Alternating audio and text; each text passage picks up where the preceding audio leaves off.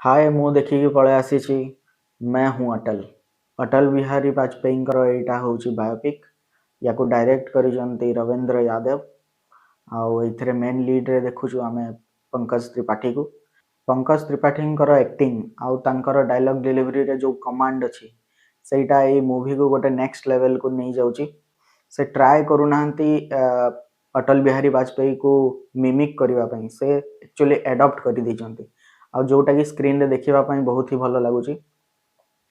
जदि आपणकर Indian politics रे भलो प्रायर नॉलेज अछि ताहले ए मूवीटा आपण बहुत भलो भाव रे बुझी परिबे, नहले गोटे गोटे जगह रे आपण टिके डिस्ट्रैक्ट हे जिवे। बट स्टिल जेते भी फेज देखा हेची अटल बिहारी वाजपेयी बहुत सुंदर भाव रे प्रेजेंट करा हेची। बीजेपी रो हिस्ट्री सब आपण जानि परिबे ए मूवी थ्रू रु। एथरे गोटे कॉमन मैन गोटे पोएट रो गोटे पावर देखाई गोटे तांकर जर्नी देखाई जो थरे कि से केते चैलेंजेस फेस करी गोटे पीएम गोटे देशर पीएम होचंती।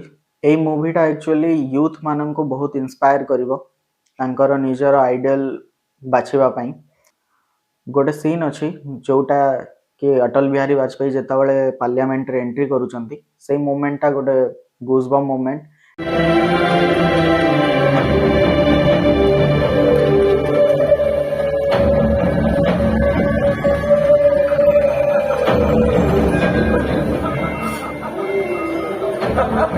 एमती सब छोट छोट मोमेंट सब क्रिएट करा हिची जोटा कि स्क्रीन रे देखि के आपन को ताली मारिबा पई इच्छा लागिवो।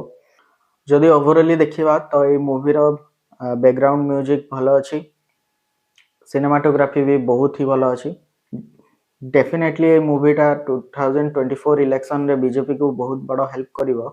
बट स्टिल मु कहबी यूथ माने एटा एटलीस्ट देखिबा कथा so that they can save themselves आउ तांको निज व्यक्तित्व रे समाने सेमती चेंजेस आनी परिबे सो दैट गोटे भलो नेशन आमे गढ़ी परिबारे सक्षम हवा। So that's it for this movie review. Thank you.